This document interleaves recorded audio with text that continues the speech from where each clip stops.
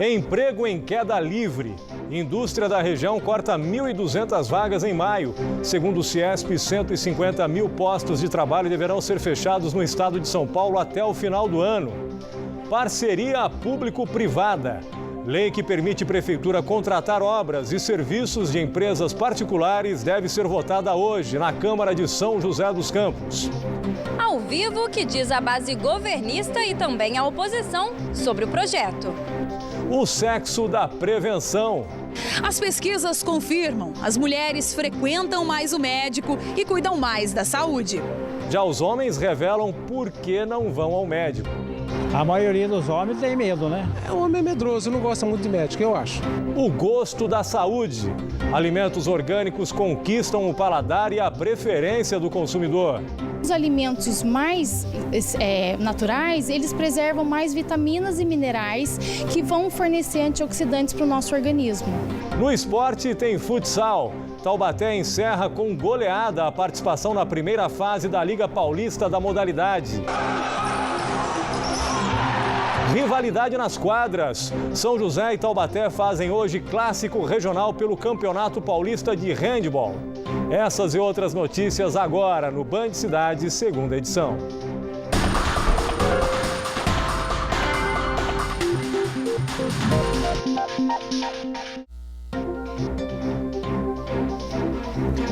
Olá, boa noite. O projeto das PPPs, parcerias público-privadas, apresentado pela Prefeitura de São José dos Campos, pode ser votado ainda hoje na Câmara. A proposta autoriza o município a contratar empresas para a realização de obras e também prestação de serviços na cidade. A repórter Maiara Gouveia acompanha a sessão da Câmara que acontece neste momento e tem mais informações para a gente. Maiara, boa noite. O tema está realmente na pauta de hoje? Boa noite, Márcio. O tema está sim na pauta e deve ser votado ainda hoje. E como esse projeto divide opiniões, eu vou conversar com o vereador da oposição e com o vereador da situação. E primeiro eu vou falar com o Wagner Balieiro, do PT, que é a favor da PPP, da parceria público-privada, e quer que esse projeto seja votado logo. Não é isso, Wagner? Pois é, esse projeto ele traz uma série de avanços para o nosso município. A PPP é um projeto que já possui uma legislação federal e estadual há mais de 10 anos. Dezenas de municípios já têm a legislação específica para a parceria público-privada e quando a gente tiver essa parceria também implantada no município, vai possibilitar ao município uma série de investimentos, uma série de possibilidades. PPP não é privatização e não é uma concessão simples, é uma parceria público-privada, onde o poder privado participa de algum investimento no município e depois de concluído o serviço ou a obra, aí sim começa a ser remunerado pelo poder público. Então é um projeto importante. Já está aqui na Câmara Municipal há quase 60 dias sendo debatido, discutido. Nós tivemos já diversos debates sobre esse assunto. Que tipo de debates foram esses? O que foi discutido? Nós tivemos aqui, por exemplo, organizado pela Comissão de Justiça e pela Comissão de Economia, um seminário importante, junto com diversos segmentos aqui da sociedade civil, junto com o São José 2030, que é uma entidade que envolve vários segmentos da cidade, explicando o funcionamento da PPP, os casos de sucesso e outros lugares onde esse caso está dando certo. Em São José dos Campos nós temos dois casos, o caso da construção do Hospital Regional e a duplicação da Tamoios, que são exemplos de sucesso. Muito obrigada, Wagner, pela sua participação. Agora eu vou conversar com o Walter Hayashi, do PSB, que integra a bancada da oposição. O senhor é a favor do projeto, não é isso? Mas é contra a forma com a qual ele está sendo levado. Por quê, vereador? Deixa claro o seguinte, nós somos totalmente favoráveis às PPPs. Somos contrários a esse projeto da maneira como ele está, porque ele tem muitas brechas que põe em risco o patrimônio do município. É por isso que esse projeto, especificamente do jeito que está, nós seremos contra ele. Então a oposição deve realmente votar hoje, se a votação acontecer hoje mesmo, contra esse projeto. Então, nós vamos apresentar algumas emendas.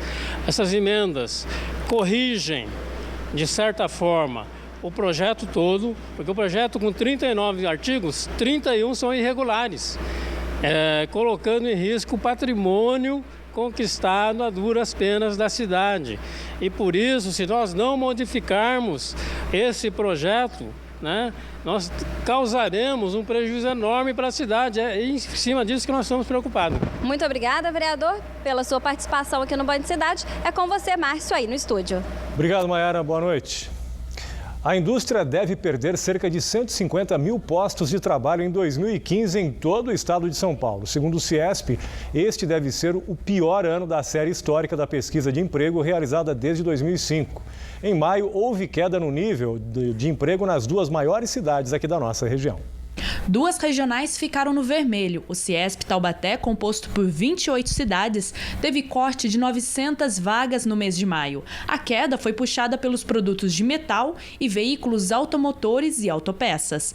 No acumulado do ano, a situação é pior, corte de 2.400 vagas. São José dos Campos, regional composta por 8 municípios, também apresentou redução no número de vagas. No mês de maio, foram 300 demissões. A redução foi influenciada pelos setores de equipamentos de informática e produtos eletrônicos. E assim como Taubaté, no acumulado do ano, o quadro é crítico, queda de 2.250 vagas de trabalho. Jacareí registrou uma tímida alta, apenas 10. Mas isso não alivia a situação dos primeiros 5 meses do ano, quando foram demitidos cerca de 300 trabalhadores. No mês passado, a queda foi influenciada pelos setores de produtos de metal e bebidas. Dizem que as mulheres são um sexo frágil, mas elas vivem provando o contrário, principalmente quando o assunto é saúde. Além de cuidar do marido, dos filhos, dos afazeres domésticos e da carreira profissional, elas ainda encontram tempo para a prevenção de doenças. Pesquisa do IBGE revelou que 80% das brasileiras visitam um médico pelo menos uma vez por ano, índice bem superior aos homens. Resultado: as mulheres estão vivendo mais e melhor. Aos 86 anos, Dona Nair é um exemplo de vitalidade. Mora sozinha e é independente. Ela faz parte de uma realidade recente no Brasil. Nas últimas 3 décadas, a expectativa de vida aumentou 12 anos e 4 meses. Um dos motivos é o avanço da medicina e a busca pela prevenção de doenças. Sem dúvida que a alimentação é fundamental para uma boa saúde. Eu me sinto bem alimentando com alimentos saudáveis, frutas, verduras, estão no meu dia a dia. E evito um pouco as frituras. Não é fácil, mas beneficia. Chegar aos 100 anos parece cada vez mais possível, especialmente para as mulheres. Dados do IBGE indicam que elas vivem em média 7 anos e 3 meses a mais que os homens e atingem a terceira idade mais saudáveis. Sandra e João têm comportamentos bem diferentes. Ela está sempre de olho na qualidade de vida. A mulher não pode ficar doente, né? A casa para, né? Então, isso é um fator. E tem o fator também da vaidade, né? Mulher controla mais o peso, né? Mulher é mais, eu acho que ela importa mais. Até pelos exames preventivos, né? E eu sempre gostei de atividade física. Ele demorou para entender a importância de fazer exames de rotina. Foi após os 50 anos, né? Aí eu tive que fazer uma pequena cirurgia, né? A partir daí o médico me orientou que todo ano eu teria que passar, fazer exames e tal, periódico. Aí, a partir daí, eu comecei a conscientizar que deveria ir ao médico sempre. E antes, como é? Antes eu não ligava muito, não. Eu não ligava. Graças a Deus, nunca tive nada, né? Então, eu nunca liguei. Ela que sempre ia ao médico, mas eu não. Só em último caso mesmo. O IBGE fez um levantamento para identificar os hábitos dos brasileiros quando o assunto é cuidado com a saúde. Entre as mulheres, pelo menos 80% passam por uma consulta médica pelo menos uma vez por ano.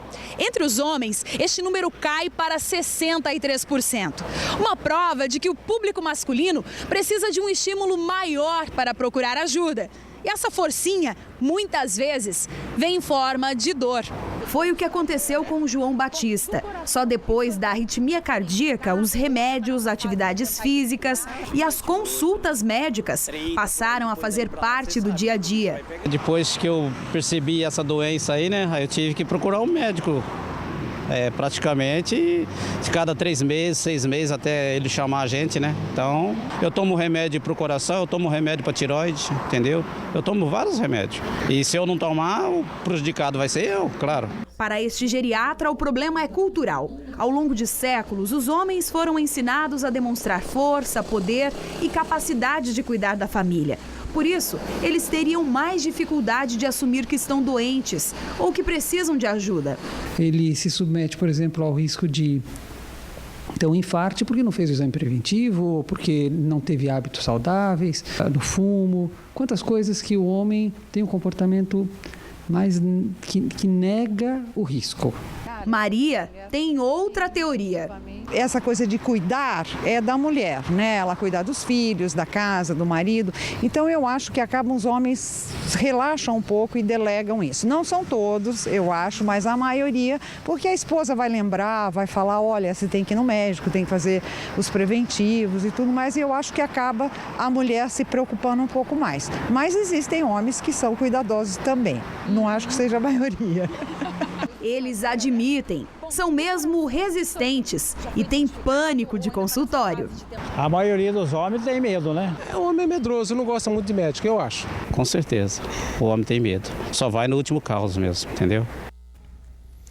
A pequena Ana Vitória permanece internada no Instituto Dante Pazanese, em São Paulo. Segundo a Secretaria Estadual da Saúde, a menina está na UTI tratando com antibióticos uma infecção que teria sido contraída na Santa Casa de Pindamonhangaba.